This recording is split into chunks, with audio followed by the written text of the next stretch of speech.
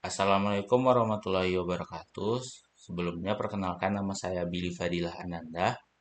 Pada kesempatan kali ini saya akan menjelaskan konsep OOP atau Object Oriented Programming. OOP merupakan suatu metode yang dapat digunakan dalam memecahkan suatu permasalahan dengan melihat pada objek dari permasalahan tersebut. Atau dengan kata lain, OOP merupakan metode pemrograman yang menggunakan objek dalam memodelkan solusi dari permasalahan dunia nyata. Atau secara sederhana, OOP merupakan cara menulis program dengan membagi kode menjadi objek yang punya atribut dan mempunyai fungsi, atau yang dikenal dengan metode.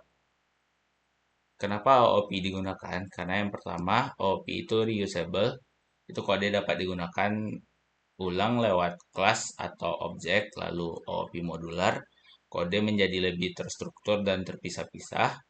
Lalu OOP itu mudah dikembangkan, yaitu jika ingin menambahkan codingan baru, tidak usah mengubah keseluruhan sistem. Lalu OOP juga dekat dengan dunia nyata, karena OOP merepresentasikan langsung dari entitas dunia nyata yang ada.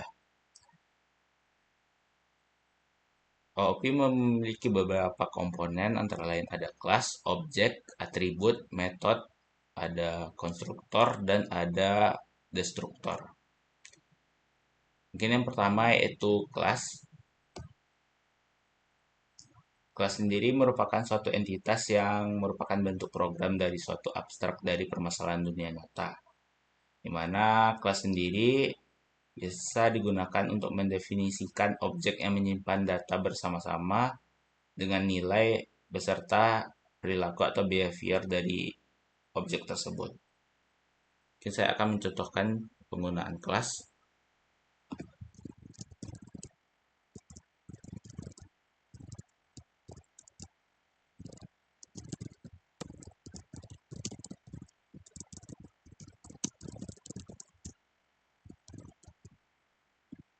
Baik, di sini kelas dengan nama kelas yaitu orang. Lalu def atau definisi mendefinisikan dari Sapa yang dimana Sapa itu adalah metode atau fungsi. Dimana di dalam metode Sapa ada print halo saya manusia. Jadi pada program yaitu variabelnya yaitu A yang kita definisikan sebagai kelas orang. Jadi A dengan variabel A dengan metode Sapa maka akan menghasilkan halo, saya manusia sesuai dengan metode Sapa yang sudah kita definisikan. Selanjutnya saya akan menjelaskan konsep konstruktor dan atribut pada objek.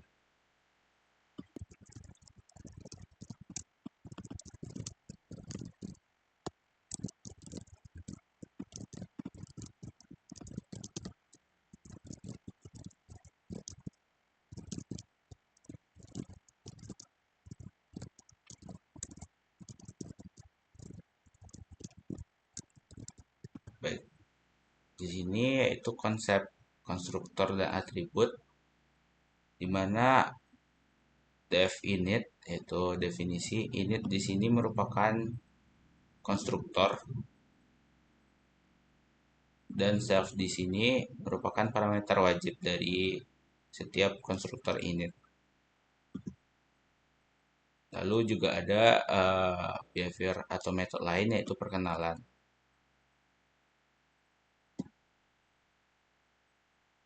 Dengan di dalam konstruktor juga ada nama beserta umur.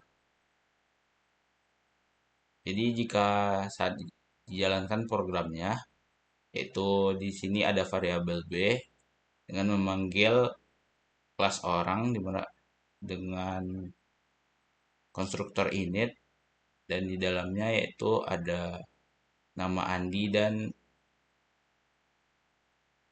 19. Di saat dijalankan programnya,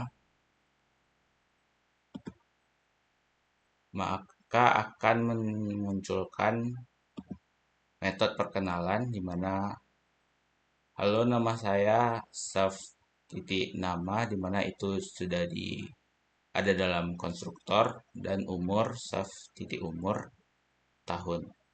Maka saat variabel didefinisikan akan muncul di program dan di outputnya itu halo nama saya Andi dengan umur 19 tahun.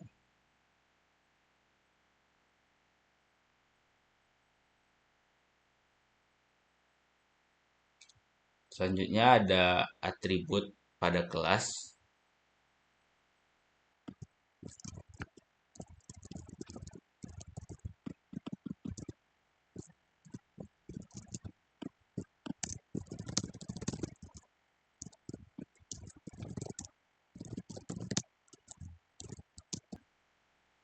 Baik, untuk konsep atribut kelas yaitu ada kelas orang dengan atribut di dalamnya yaitu jumlah orang sama dengan 0. Jadi untuk menambahkan jumlah orang di sini kita tentunya perlu adanya metode lain. Di sini dicontohkan menggunakan konstruktor.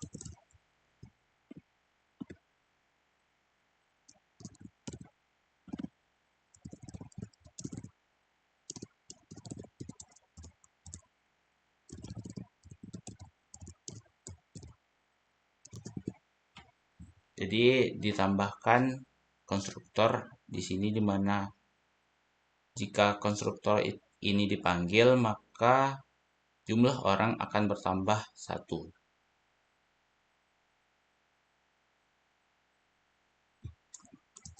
Mungkin dicontohkan dengan metode lainnya agar jumlah orang bisa dilihat.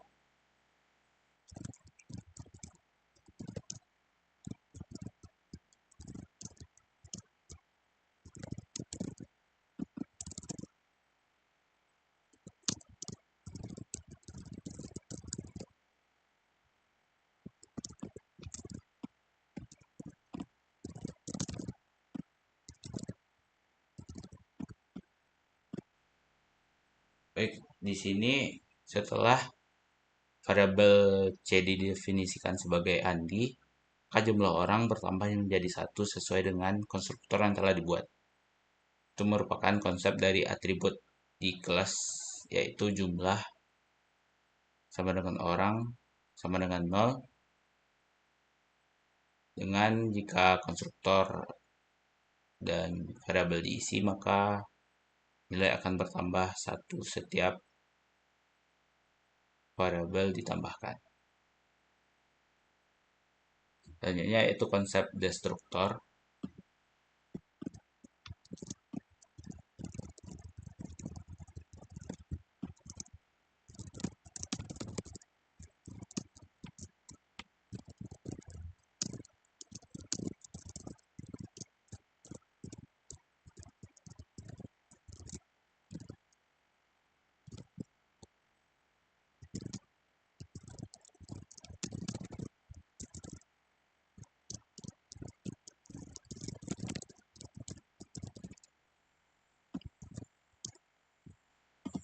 Baik, di sini yaitu destruktor di mana def init merupakan konstruktor dan def delete atau double underscore del underscore merupakan fungsi untuk destruktor.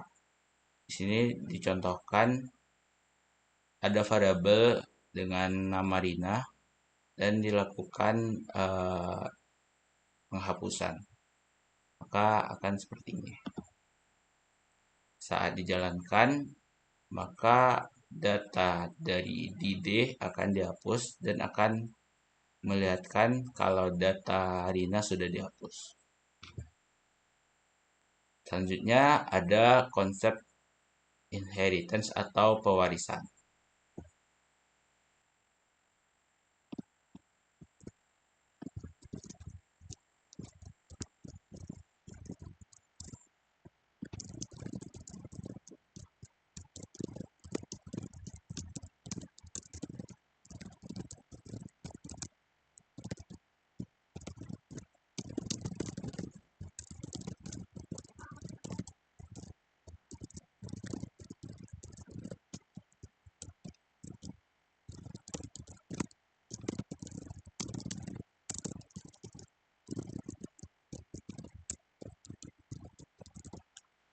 Baik, di sini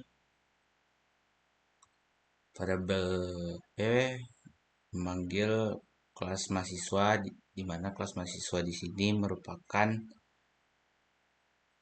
inheritance dari atau anak dari kelas orang yang sebagai parents. Di mana nantinya kelas mahasiswa akan mendapat turunan seperti parameter nama di dalam kelasnya orang.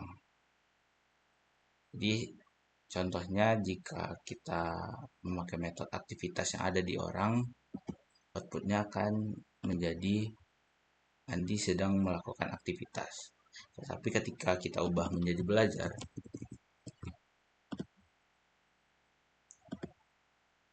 maka parameter nama akan diambil oleh kelas mahasiswa dan akan mendefinisikan metode belajar yang ada pada kelas mahasiswa, di mana nantinya Andi sedang belajar akan keluar sebagai output. Selanjutnya yaitu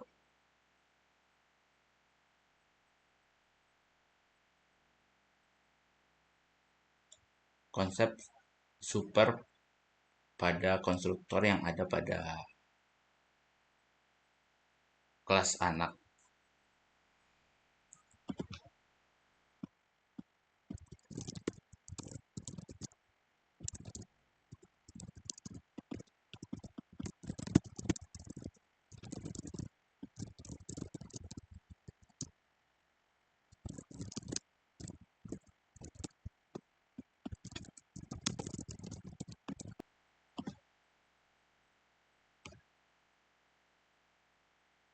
Baik, ya, selanjutnya itu konsep super pada konstruktor di kelas anak. Di sini kita membuat satu konstruktor pada kelas mahasiswa itu mendefinisikan ada nama dan juga jurusan. Di mana penggunaan super ini untuk mengambil parameter nama yang ada pada kelas parent dan jurusan menjadi parameter tersendiri di kelas mahasiswa dan tidak tergantung pada kelas orang. Maka saat dimasukkan ke dalam variabel di mana Andi dan teknik industri saat dilakukan running, maka akan menampilkan halo Andi dari jurusan teknik industri. Baik, mungkin hanya sekian untuk video tutorial modul 5 tentang Object Oriented Programming. Saya tutup. Assalamualaikum warahmatullahi wabarakatuh.